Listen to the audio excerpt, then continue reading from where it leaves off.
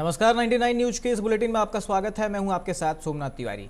बरवाडा थाना क्षेत्र के कर्मागोड़ा में शुक्रवार को एक युवक की करंट की चपेट में आने से मौत हो गई थी, जिससे नाराज परिजन और अन्य ग्रामीणों ने शनिवार को बरवाडा बिजली कार्यालय के समक्ष मृतक के शव के साथ प्रदर्शन किया। प्रदर्शन कर रहे ग्रामीणों ने बिजली विभाग की लापरवाही के प्रति नाराजगी जताई। युवक की मौत के लिए विभाग को जिम्मेदार ठहराया। बताया जा रहा है कि मृतक राजेश राणा शुक्रवार को गांव के मैदान में अपने दोस्तों के साथ फुटबॉल खेल रहा था। खेलने के दौरान उसे प्यास लगने पर मैदान के पास से स्थित चापाकल से पानी पीने गया था। तभी चापाकल में पास से गुजर रही बिजली के तार टूटकर नीचे गिर गई थी और बारिश में भीगने के बाद चापाकल में करंट प्रभावित हो रहा था। चापानल को छूते ही राजेश वहीं गिर पड़ा और जब तक उसके साथी कुछ समझते तब तक उसकी मौत हो गई थी।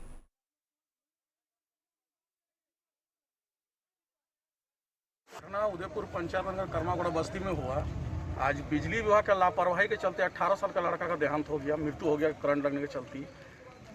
आज पूर्व में ही तार शॉर्ट किया था, इन लोग को खबर किया गया था, एसडीओ को, सबको, जेई को, लेकिन इन लोग का आलसीपन के चलते, इन लोग का लापरवाही के चलते आज लड़का का मृत्यु हो गई है। और ऐसा स्थिति सिर्फ बरवाडा में, पूरा कांढरा क्षेत्र में हर गाँव हर बस्ती में ऐसा है। और ये लोग सरकारी धन का मतलब बेबुनियादी उपयोग करते हैं, जिन मतलब फैक्ट्री और ई में जाने के इन लोग को पैसा वसूली करने का काम करते हैं। और गांव घर में जहां पर दिक्कत है, वास्तव में जहां तार जर्जर है, पोल जर्जर है, वहां इन लोग जाने का काम नहीं करते हैं। हो गई थी बिजली से करंट लगने के बाद, उनका पोस्टमार्टम कराया गया है।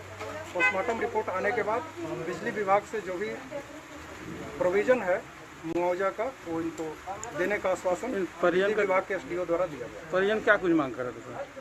परिजनों का मांग था कि ये बिजली विभाग की लापरवाही से हुई है, तो यदि बिजली विभाग की लापरवाही से हुई हो और डॉक्टर की रिपोर्ट में आ जाता है पोस्टमार्टम में। झरिया कतरास मोड़ के जेपी चौक पर शनिवार को जयप्रकाश नारायण की प्रतिमा पर पुष्पांजलि अर्पित कर लोगों ने श्रद्धांजलि दी। लोगों ने बारी बारी जयप्रकाश नारायण जी की मूर्ति पर माला चढ़ाते हुए जयप्रकाश नारायण जी अमर रहे का नारा भी लगाया गया। जयप्रकाश नारायण की जीवन पर प्रकाश डालते हुए लोकतंत्र सेनानी संघ के हरीश जोशी ने कहा कि आज सत्ता परिवर्तन तो हो चुका, लेकिन व्यवस्था परिवर्तन नहीं हुआ है।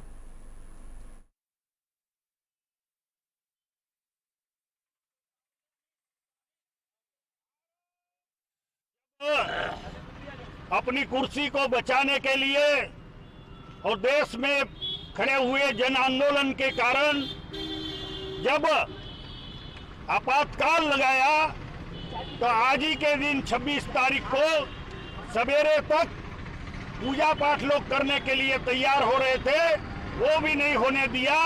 और मोरारजी देसाई, अटल बिहारी वाजपेयी, लाल कृष्ण आडवाणी, जयप्रकाश नारायण, निजलिंगप्पा इत्यादि अनेकों नेताओं को, छात्र नेताओं को और कार्यकर्ताओं को गिरफ्तार करके जेल में भेजा गया था। आज वही 26 जून है और इस दिन लोकनायक जयप्रकाश नारायण की मूर्ति क्योंकि झरिया में लगी हुई है और इसलिए आज हम उनका सम्मान करने के लिए उनको आज माल्यार्पण। बागमारा के अंबे आउटसोर्सिंग में नियोजन की मांग को लेकर जारी अनिश्चितकालीन धरना, प्रशासन के पहल पर वार्ता के बाद मजदूरों ने धरना समाप्त कर दिया है। इसे लेकर त्रिपक्षीय वार्ता एसडीएम कार्यालय में किया गया। आंदोलनकारियों ने कहा कि वार्ता में नियोजन के मुद्दे पर बात नहीं हुई तो पुनः आंदोलन किया जाएगा। हम आपको बताएं कि ग्रामीणों ने नियोजन की मांग को लेकर अंबे आउटसोर्सिंग कंपनी का पिछले 4 दिनों से चक्का जाम कर रखा था। आश्वासन के बाद यह आंदोलन आज चौथे दिन समाप्त हो गया।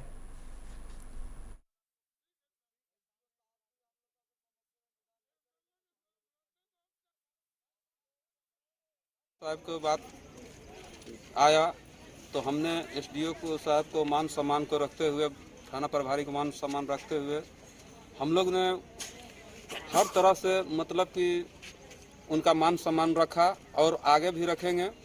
और इसी बात पर जो है कि कल का हम लोग को मीटिंग तय हुआ है एसडीओ साहब के साथ में, तो कल हम लोग देखते हैं कि कल क्या हो पाता है। लोगों को नियोजन संबंधित मामलों पर हम एसडीओ साहब के पास बात को रखे हैं और आप लोगों को नियोजन तो मिलेगा और साथ ही साथ आप लोगों को जितना समस्या है उस समस्या से भी छुटकारा मिलेगा। डस्ट का जो भी प्रॉब्लम था वो भी प्रॉब्लम समाधान होगा। और इस बार अगर हम लोगों को नियोजन को अगर समाधान नहीं होता तो इस बार हम लोग आंदोलन नहीं कर पाएंगे, हम लोग आत्मदाह करेंगे। मजदूर यूनियन और अंबे माइनिंग के प्रतिनिधि है ना, नियोजन का लेके वार्ता करेंगे और जो वहाँ निर्णय किया जाएगा, उसको पालन किया जाएगा। इन लोगों का नियोजन का, वो तो बोले नियोजन के लिए जो मांग इन लोग का है, नहीं संख्या अभी तय नहीं किया गया है। इन लोग का तो बहुत संख्या है, इन लोग तो कितना 192 ना 100 का ये कर रहा है, बट वो कल का इसमें आपका। धनबाद के विष्णुपुर जिला स्कूल परिसर में युवा नेता आनंद चौरसिया के नेतृत्व में पौधरोपण अभियान चलाया गया, जिसमें उन्होंने लोगों से अपील किया है कि एक व्यक्ति को एक वृक्ष अवश्य लगाना चाहिए, जिससे कि पर्यावरण को बचाया जा सके। वहीं आनंद चौरसिया ने बताया कि वह लोग इस मौसम में वार्ड नंबर 20 को हरा भरा बनाने के लिए जगह जगह पर वृक्ष लगाने का अभियान चला रहे हैं।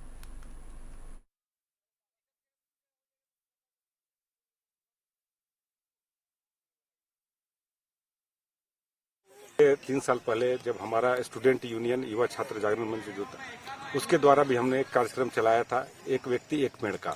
उस समय भी हमने काफी धनबाद शहर में पेड़ लगाने का काम किया। इस बार हम लोग जितना युवा वर्ग है, ये एक प्लान की है, एक ड्रीम की, इस वार्ड को, पूरा इस क्षेत्र को हम लोग ग्रीन करेंगे जहां यथासंभव। धनबाद में जिला स्वास्थ्य विभाग ने कोरोना की तीसरी लहर और डेल्टा वेरिएंट्स के संभावित खतरे को देखते हुए अपनी ओर से तैयारियां शुरू कर दी है। इस मामले में civil surgeon doctor Gopal Das ने कहा कि जिले में कोरोना की तीसरी लहर और डेल्टा वेरिएंट्स के संभावित खतरे को देखते हुए वे लोग लगातार विशेषज्ञों के संपर्क में हैं। किसी भी प्रकार के संक्रमण की पुष्टि होने पर उसका इलाज सरकार के द्वारा निर्देशित गाइडलाइंस के अनुरूप किया जाएगा। लहर को हम लोग ये सोच के डर रहे हैं कि भाई वो ना आए हमारे यहाँ, ताकि अगर आ जाता है तो काफ़ी हमारे नुकसान हो सकता है। तो हमारे जो सेकेंड लहर में जो अनलॉक सिस्टम हो रहा है, तो इसमें हम देख रहे हैं कि काफ़ी हमारे जो पब्लिक प्लेस है उसमें काफ़ी हमारे जनता जो है ये लोग लापरवाही देखा जा रहा है। ये लोग मास्क का यूज उतना कर नहीं रहे हैं, सोशल डिस्टेंसिंग नाम पे बहुत सारी जीरो ही है। और तीसरी बात है कि सैनिटाइजेशन कितना कर रहे हैं लोग, हाथ सैनिटाइजर वगैरह घर पे कितना स्वास्थ्य रख रहे हैं, इसका अंदाज़ा नहीं किया जा सकता। हमारी जो तीसरी लहर का जो अनुमान है कि 18 साल से नीचे को ज़्यादा खतरनाक हो सकता है। इसमें बच्चों जो है अभी वैक्सीनेशन नहीं पड़ रहा है किसी को, तो उसको भी हमको ध्यान में रखते हुए उसको जो स्वास्थ्य संबंधी जितना भी हम लोग सेफ्टी ले सकते हैं उसको करना चाहिए। थर्ड वेव की भी तैयारी साथ ही साथ शुरू हो गई थी। जैसे थर्ड वेव पे कहा गया कि बच्चे ज़्यादा इफेक्टेड होंगे, तो बच्चों के लिए हमारे यहाँ 100 बेड का आईसीयू बन रहा है, और फिर ये बड़े लोगों के लिए भी आईसीयू का 50 बेड और बन रहा है, ताकि सेकेंड वेव में अगर भीड़ बढ़े, जैसे कि थर्ड वेव में, सेकेंड वेव में भीड़ बढ़ी थी तो हम लोग को आईसीयू बेड कम पड़ गए थे, उस कमी को दूर करने के लिए 50 बेड का और बनाया जा रहा है कैथ लैब में ही, ऊपर सबसे टॉप फ्लोर में, और नीचे वाले फ्लोर में 100 बेड का ये पीडियाट्रिक्स वार्ड बनाया जा रहा है, इसमें आईसीयू वेंटिलेटर सब रहेंगे।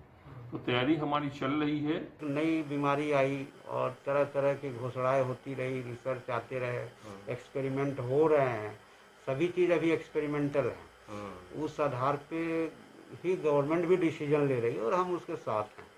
तो बच्चों की सुरक्षा सबसे पहले है सर, वैक्सीन लेना जरूरी है, क्योंकि वैक्सीन ही एक उपाय है जो रोग को दूर कर सकेगा। उनके हिसाब से किसी लहर अभी कहा गया कि 1 महीने से 2 महीने के बीच में कभी भी आ सकती है, तो उससे बचने का सिर्फ एकमात्र ही तरीका है जो हम लोग फर्स्ट और सेकेंड वेव से सीखें कि कोविड एप्रोप्रिएट बिहेवियर को पालन सख्ती से करना होगा। दूसरा, टीकाकरण। जो भी लोग वैक्सीन किसी भी कारणवश से नहीं ले पाए वो आके वैक्सीनेशन जरूर कराएं। जिनका सेकेंड डोज बचा हुआ है, मेरा आपके न्यूज़ चैनल के माध्यम से अनुरोध है कि जिनका भी सेकेंड डोज बचा हुआ है अपने नज़दीकी केंद्र पर जाकर टीकाकरण जरूर कराएं। देखिए, जिस हिसाब से सेकेंड वेव में हम लोगों ने देखा कि बहुत तेज़ संक्रमण फैला, उससे बहुत कुछ सीखने को हम लोग को मिला। जिला प्रशासन, स्वास्थ्य विभाग इस बार सेकेंड लहर के बाद से। धनबाद निवासी अंतर्राष्ट्रीय शूटर कोनिका लायक को सोनू सूद ने 2.5 लाख रुपए की जर्मन राइफल भेजी है। खुद की राइफल नहीं होने की वजह से कोनिका को दोस्तों से उधार मांगकर टूर्नामेंट खेलना पड़ता था। 10 मार्च को सोनू सूद ने कोनिका को ट्वीट कर राइफल देने का वादा किया था। यह राइफल जर्मनी से आने की वजह से धनबाद पहुंचने में देर हुई। कोनिका ने कहा कि 24 जून को यह राइफल उनके पास पहुंचा है। उन्होंने कहा कि सोनू सूद ने खुद वीडियो कॉल कर उनसे बात भी की थी अब वह मन लगाकर प्रैक्टिस कर पाएंगी। कोनिका ने राज्य स्तर पर 1 दर्जन से अधिक मेडल जीत चुकी हैं।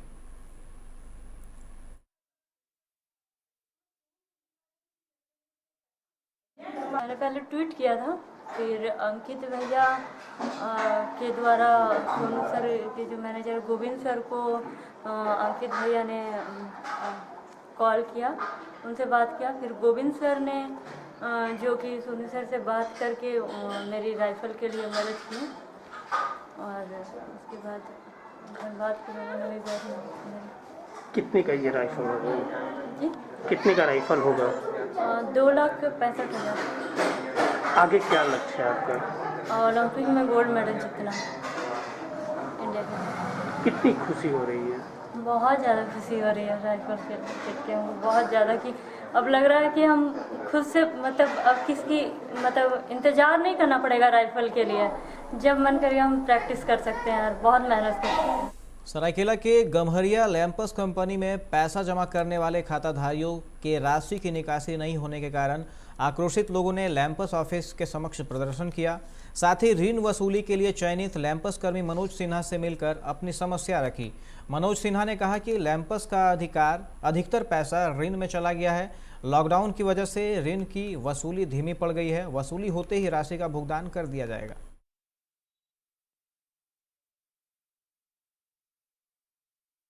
बाहर भेजे हैं पढ़ने के लिए, है ना, पढ़ाई के लिए पैसा जरूरत पड़ेगा ना, तो पैसा हमको नहीं मिल रहा है, अभी उतना इनकम भी नहीं है, अभी खेती बाड़ी का समय भी है। अच्छा, उसके बाद कहाँ से पैसा मिलेगा हमको, इसीलिए पैसा का जरूरत है अभी है। तो यहाँ आने से पैसा क्या बोला जा रहा है?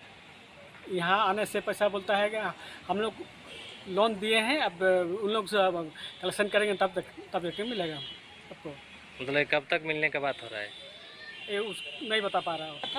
बैंक में, और अभी बैंक में नहीं मिल रहा। मेरा पति भी मैंने डेथ हो गया, अभी मेरा इनकम भी नहीं, कुछ नहीं। हम कैसे करके आगे तरफ करेंगे, बच्चा को आगे पढ़ाएंगे। पैसा भी नहीं मिल रहा, मैंने बीच में हम फंसा हुआ, खेती बाड़ी भी नहीं हो रहा, कुछ नहीं। तो यहाँ आने से आपको क्या बोला जा रहा है? अभी नहीं मिलेगा बोल रहा। वो पैसा ऋणी लोग को बटाओ। तो आप ऋणी लोगों से कलेक्शन अभी कहाँ, लॉकडाउन की वजह से नहीं ना दे रहा है। बाकी सभी तो लॉकडाउन में पैसा दे रहे हैं। तो आप देखिए, कांटेक्ट करेंगे आप, केस खुलेगा, हम लोग जिला सहकारिता पदाधिकारी से कांटेक्ट करेंगे, जैसा वो बोलेंगे हम लोग कार्रवाई। कितना साल हो गया? 2 साल हो गया। अगर लॉकडाउन अभी कंटिन्यू रहते हैं तो किसान लोग तो खेती नहीं कर पाएंगे। आसनसोल नगर निगम के वार्ड 70 बीड़ी डंगाल में सड़क में जल जमाव से लोगों की परेशानी बढ़ी हुई है। इसके विरोध में स्थानीय लोगों ने सड़क जाम कर प्रदर्शन भी किया। इसी मामले को लेकर बढ़ाकर पुलिस ने आज कटकी गुड़ाखू फैक्ट्री के अंदर जल जमाव वाले स्थान का निरीक्षण कर समस्या का समाधान कराने का निर्देश फैक्ट्री प्रबंधक को दिया। फाड़ी प्रभारी अमरनाथ दास ने कहा कि यहां जल जमाव को लेकर स्थानीय लोगों में काफ़ी परेशानी है। जल जमाव कटकी गुड़ाखू फैक्ट्री के पास हो रहा था। फैक्ट्री प्रबंधक को निर्देश दिया गया है कि जल्द इसे ठीक करें। इसके बाद जल निकासी का कार्य शुरू कर दिया गया है। रानीगंज में सामाजिक संगठन सारनिया और डेली पैसेंजर्स एसोसिएशन ने शनिवार को 100 जरूरतमंदों के बीच खाद्य पदार्थ का वितरण किया है। इस मौके पर सारनिया की सचिव ज्योतिका बनर्जी ने कहा कि उनका लक्ष्य 500 लोगों को राशन बांटने का है, जिसमें से आज 100 लोगों को दिए गए। इस मौके पर और भी खैतान रंजीत, डॉक्टर एस के बसु आदि उपस्थित थे।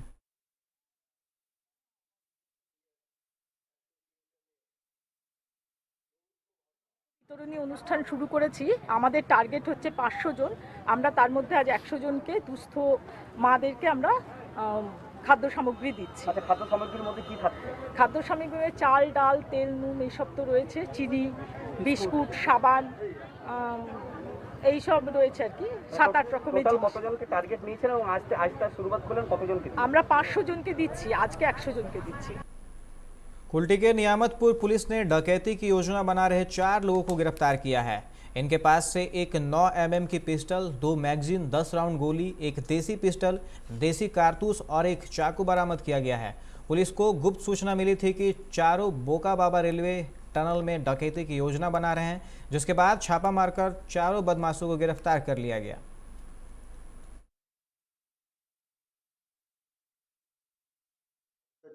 বোকা বাবা মেলা খোলা যে টানেলটা আছে, রেলওয়ে টানেলটা, তার নিচে 7-8 জন মিলে একটা প্রিপারেশন করছে একটা ডাকাতির। তো আমরা খবর পেয়ে সেখানে ঘটনাস্থলে পৌঁছানোর পরে আমরা অ্যাপ্রিহেন্ড করি। তখন আমরা সেখানে 4 জনকে আমরা ধরতে পেরেছি এবং আরও 3-4 জন ছিল যারা সেখান থেকে পালিয়ে যায়। তো আমরা তাদেরকে সার্চ করি, সার্চ করার পর আমরা কিছু অস্ত্র উদ্ধার করি।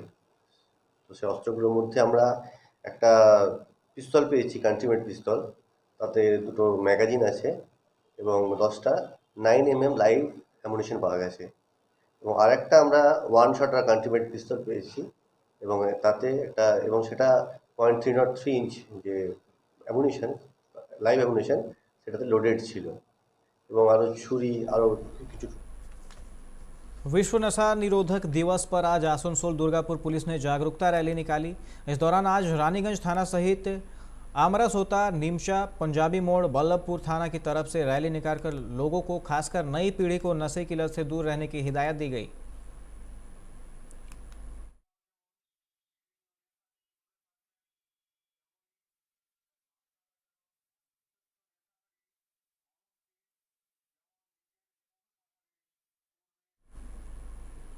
विश्व नशा निरोधक दिवस पर आसनसोल दुर्गापुर पुलिस की ओर से विभिन्न थाना क्षेत्रों में रैली निकाली गई और लोगों को नशा के प्रति जागरूक किया गया। इस दौरान रैली में बढ़ाकर थाना प्रभारी अमरनाथ दास, चैम्बर ऑफ कॉमर्स के मिहिर मंडल, डॉक्टर मुरलीधर यादव शामिल थे।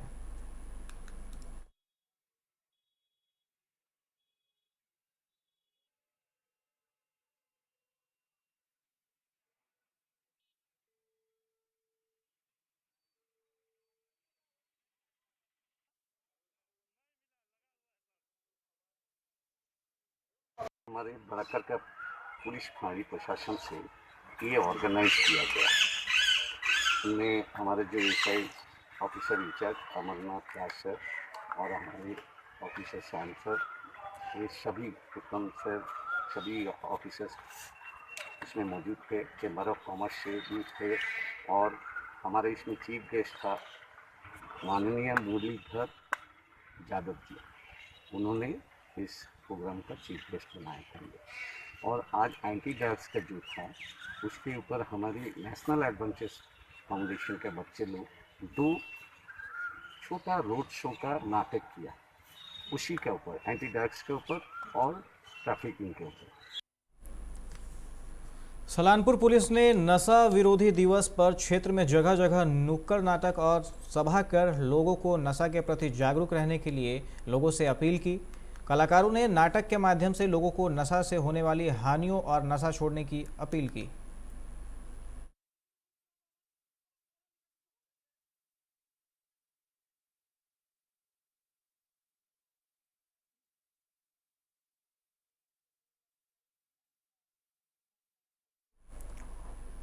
उत्तर प्रदेश के अंबेडकर नगर से फरार हुए युवक युवती को पुलिस ने अंततः कड़ी मशक्कत के बाद गुरुवार की रात हजारीबाग जिले के बड़कागांव थाना क्षेत्र के भैरवा डाडी गांव से बरामद कर लिया है।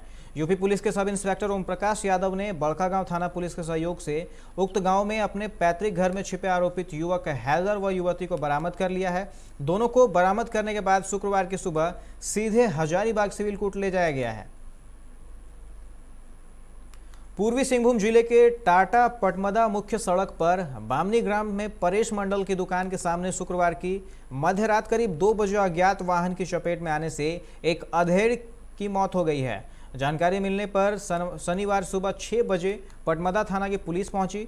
पुलिस ने शव को कब्जे में लेकर पोस्टमार्टम के लिए एमजीएम मेडिकल कॉलेज भेज दिया। मृतक की पहचान बामनी निवासी 58 वर्षीय विनोद दत्ता के रूप में की गई है।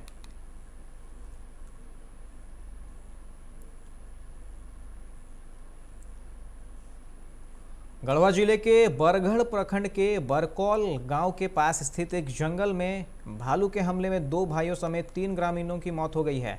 इसके अलावा घटना में एक महिला समेत 3 लोग घायल हुए हैं।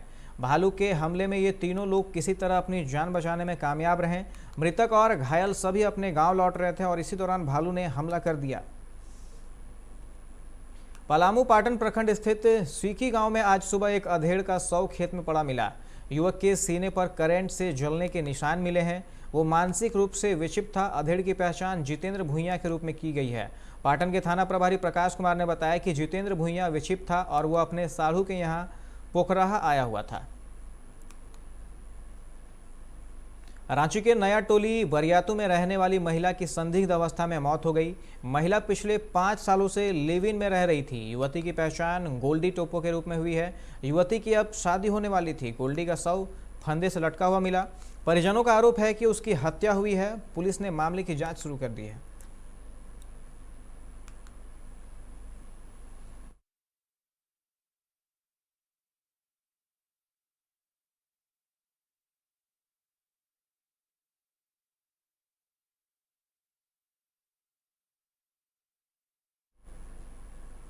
इस बुलेटिन में फिलहाल इतना ही। तमाम खबरों के लिए आप देखते रहे 99 न्यूज। नमस्कार।